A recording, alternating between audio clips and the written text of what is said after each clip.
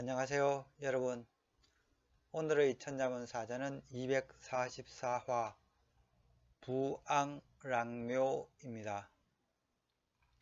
구벌부, 우르를앙, 행랑랑, 사당묘가 되겠습니다. 부앙은 아래로 굽어보고 위로 우러로 본다는 말입니다. 랑묘는 임금을 모시고 국정을 논하는 조정을 지금 뜻하고 있습니다. 따라서 이 벼슬아치는 조정에서 아래로 백성을 굽어 살피고 위로는 왕을 우러러 본다는 뜻으로 해석할 수 있겠습니다. 하지만 이 부앙은 허리를 굽혀 왕을 우러러 본다고 해석할 수 있는데요. 왜냐하면 고대에는 신하가 고개를 들어서 이 왕의 얼굴을 직접 보는 것은 매우 무리하다고 생각했기 때문입니다. 따라서 진안사자 구보일령과 함께 해서 구보일령 부앙랑묘라고 하면은 임금이 계신 궁궐에서는 법도에 맞게 꼿꼿이 걷고 임금이 자리한 조정에서는 허리를 굽혀 왕을 우러러 본다고 문장을 완성시킬 수 있겠습니다. 이 랑묘에서 이 랑이라고 하면 외곽 건물을 뜻하고 묘는 태묘 혹은 종묘를 말하는데 역대 왕과 왕묘의 위패가 모셔진 사당을 뜻합니다. 따라서 이 랑묘는 궁궐 외곽에 모신 역대 왕들의 사당을 말하는 단어가 되겠습니다. 옛 중국에서는 왕이 신하들과 중요한 국정을 논할 때 반드시 이 선왕을 모신 사당인 종묘에서 국정을 처리하였는데, 그것은 선왕과 조상들이 계신 자리에서 의사결정을 함으로써 국정에 신중을 기하려는 뜻이 있었다고 합니다. 그래서 종묘에서 나라의 큰 일을 결정했기 때문에 이 조정을 문장에서는 랑묘라고 부르게 된 것입니다. 예기 공례편을 보면은 지위에 따른 이 신하들의 시선 처리를 이야기하고 있습니다. 내용은 이러합니다. 천자시, 천자를 뵐 때에는 불상어극, 옷깃보다 위로 향해서는 안되며 불하어대, 허리띠 아래로 향해서도 안된다. 국군수시, 나라왕은 목을 바라보며 대부형시, 대부는 마주본다. 사시오보, 일반 관리는 좌우 오보 사이로 시선을 살필 수 있다. 범시 상하면 적고, 무릇 사람을 볼 때 얼굴 위를 보면 오만스럽고, 하의대 저구, 허리 아래를 보면 근심 있어 보인다. 경적간, 기울어 보면 간사스러워 보인다. 문장에서 이 수는 보통 편안하다 는 의미가 있죠. 그런데 이 보통 목을 뜻하는 의미는 없습니다. 그런데 이 자형 자체가 여인을 올가면은 이 목을 올가면은 이 올가미에서 나온 자형입니다. 그래서 이 문장에서는 이 목을 뜻하고 있습니다. 전체 문장에서는 이 천자, 왕, 대부, 그리고 사를 대하는 시선들이 점점 이 위로 올라가고 있고 자유스러워짐을 알 수 있습니다. 그럼 글자에 대해 살펴보도록 하겠습니다. 먼저 구벌부를 설명드리겠습니다. 이 자는 사람인변의 마을부의 합자입니다. 사람인은 사람을 나타내는 상형문자죠. 마을부는 이 집엄자와 이 줄부자의 합자로 되어 있고요. 집엄은 이 각골자를 보면은 기석음과는 좀 달리 이 지붕 형태가 제대로 그려져 있어 이 커다란 집을 뜻하는 자형입니다.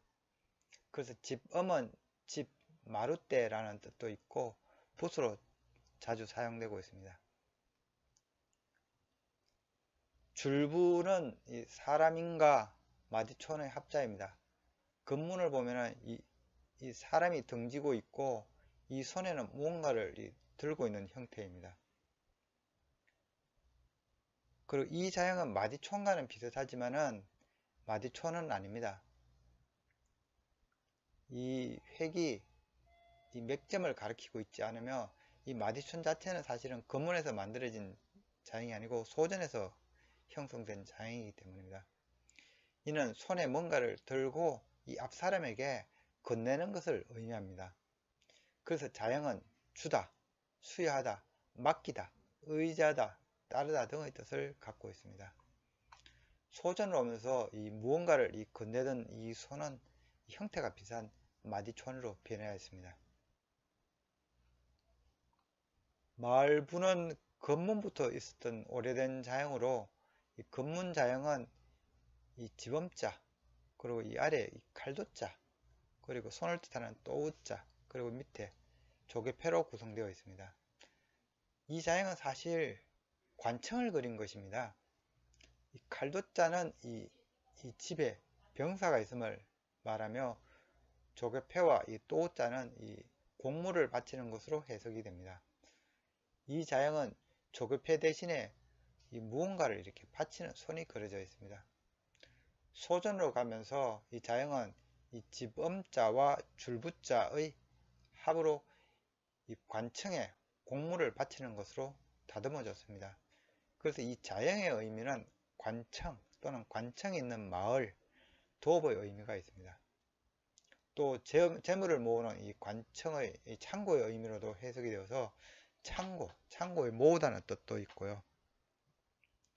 또는 이 자형은 사당에 공물을 바치는 것으로도 해석이 되어서 선조를 모신 사당이라는 뜻도 있는데 이 부라는 때문에 이 돌아가신 아버지라는 뜻으로 쓰이기도 합니다. 그래서 보통 돌아가신 아버지를 이렇게 부군이라고도 일컫기도 합니다. 구벌부는 관에서 이 백성이 관리에게 고개를 숙여 이 경외심을 나타낸 자형이 되겠습니다.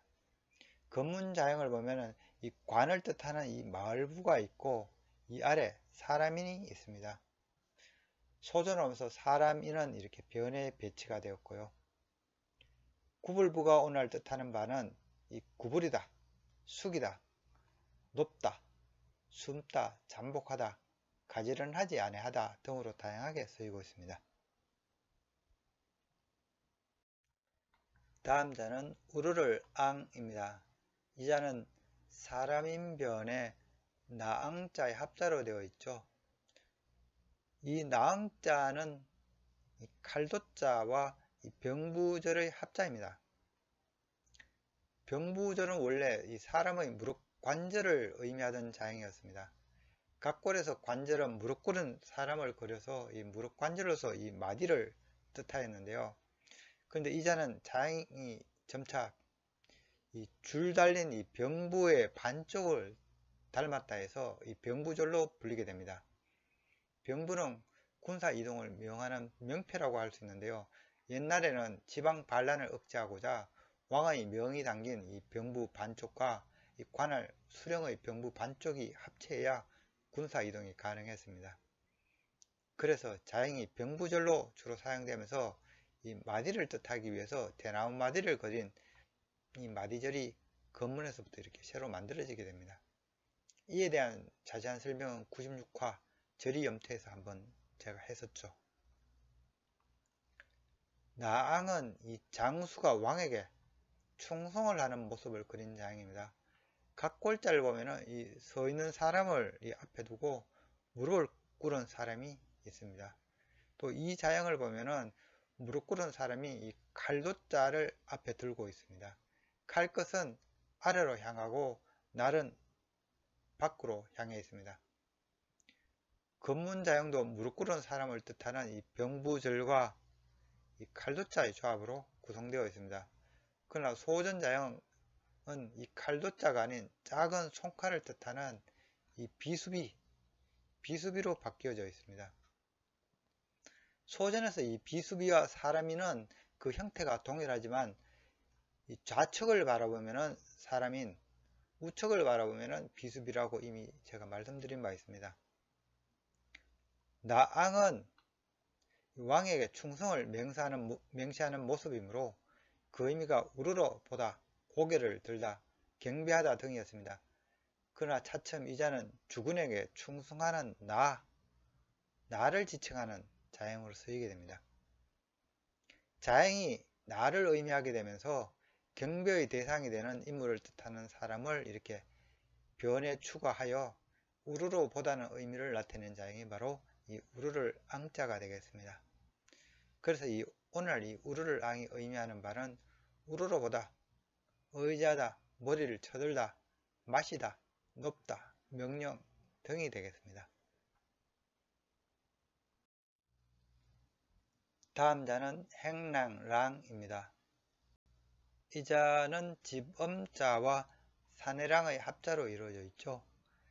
집엄은 보통 한쪽 벽면이 터진 큰 창고, 막사, 흙간을 의미한다고 제가 말씀드린 바 있고요. 이에 반해서 보통 이 집면자는 지붕이 제대로 갖춰진 큰 집을 의미하며, 그래서 집면자는 주로 관청, 궁궐, 사찰 등의 구성자로 많이 쓰이고 있습니다. 사내랑은 일꾼을 뜻하는 이 어질량과 고을업의 이 합자입니다.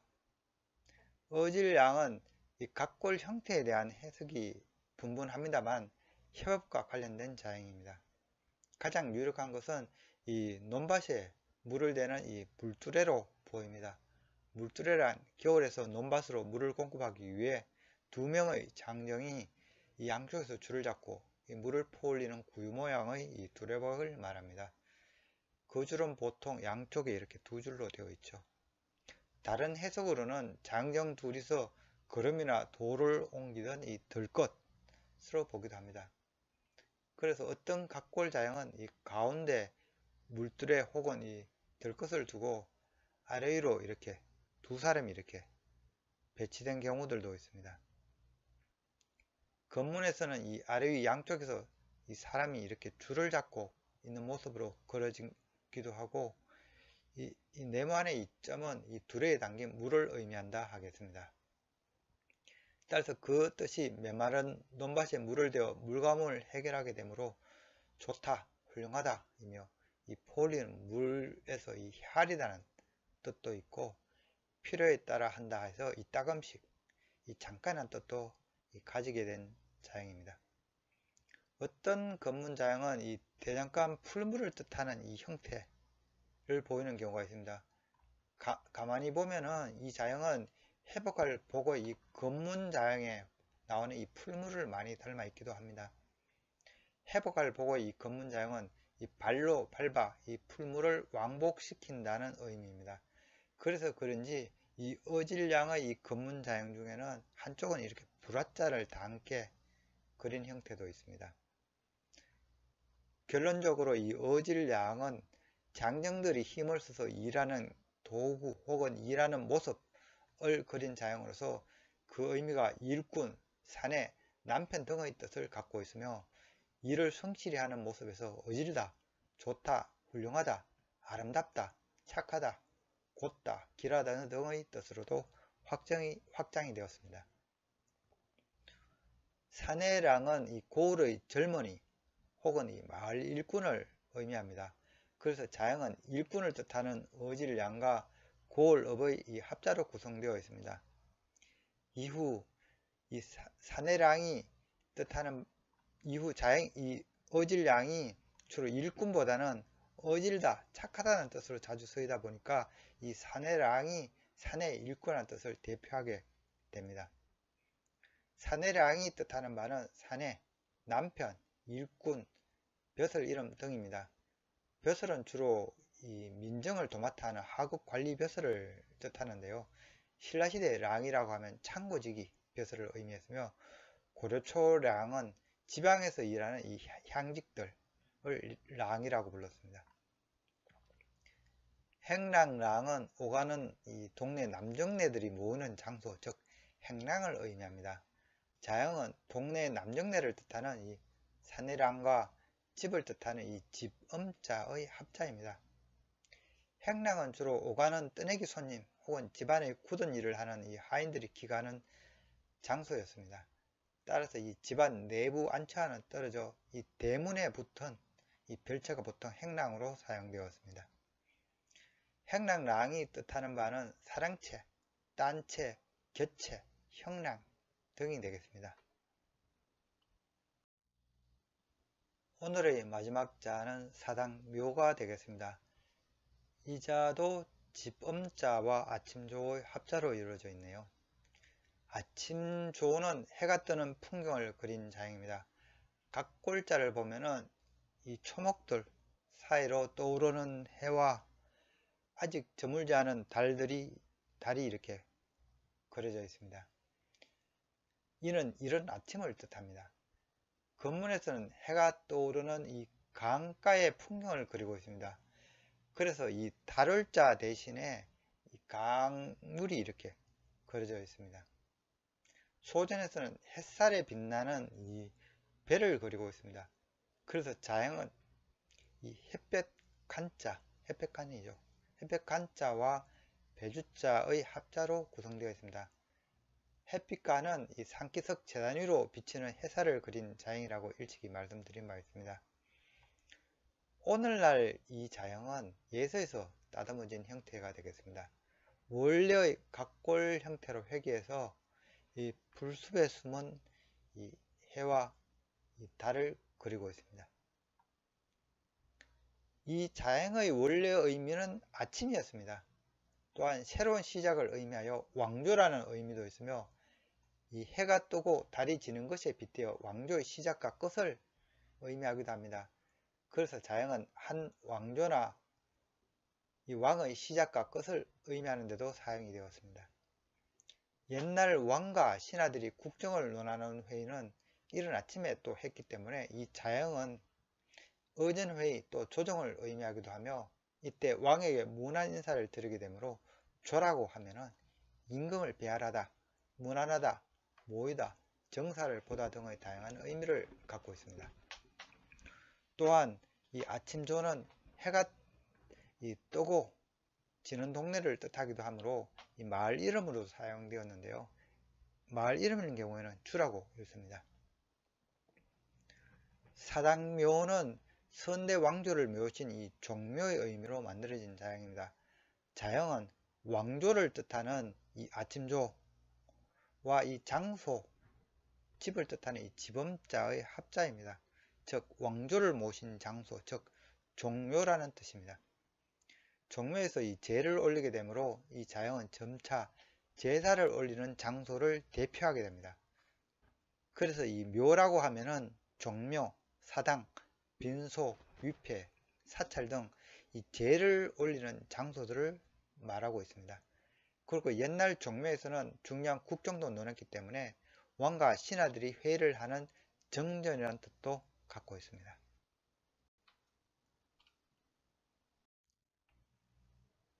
이상으로 오늘의 천자문사자 부앙랑묘, 즉 조정에서는 이 허리를 굽혀 이 왕을 우러러 본다는 사자성어를 마치도록 하겠습니다. 옛 중국에서는 천자의 군인은 막강해서 조정에서 문무백관의 신분에 맞는 예복과 호를 갖추고 천자를 향해 도열했으며 감히 고개를 들어 천자의 용안을 직접 볼 수 없었습니다. 부왕랑묘는 이 천자가 정사를 보는 정전에 신하가 허리를 숙이고 존경의 예를 갖추는 모습을 나타낸 사자라고 할 수 있겠습니다. 예기 옥조편에는 이 군자의 몸가짐을 표현하고 몸가짐에 대해서 이렇게 말하고 있습니다. 한번 읊어보도록 하겠습니다. 군자지용 서지, 군자의 용모는 여유가 있어야 한다. 견소존자, 제속, 존경하는 일을 보면 자세를 단정하게 바꾸는데 족용중, 수용공, 발걸음은 무겁게 하고 손은 공손히 모으고 목용단, 구용지, 눈은 단정히 하고 입은 다물고 성용정, 두용직, 소리는 조용히 내며 머리는 곧게 세우고 기용숙, 입용덕, 분위기는 정숙히 하며 선자세는 덕스럽게 하고 색용장, 얼굴빛은 장엄하게 한다. 좌여시 영거 고온론 시동같이 조용히 앉고 이 편히 집에 있을 때는 온화함을 알린다. 이 시는 시체가 아니고 여기서는 시동을 말하는데요. 고대 제사 때 위패 대신 앉히던 어린아이를 말합니다. 이 문장에서는 이 용이 언급되고 있는데 이를 따로 구용이라고 부르고 있습니다.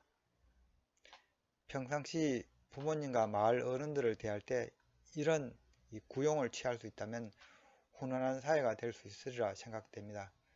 윗사람을 존경하고 아랫 사람들에게 존경을 받을 수 있도록 우리들은 노력할 필요가 있겠습니다. 지금까지 시청해 주셔서 감사합니다.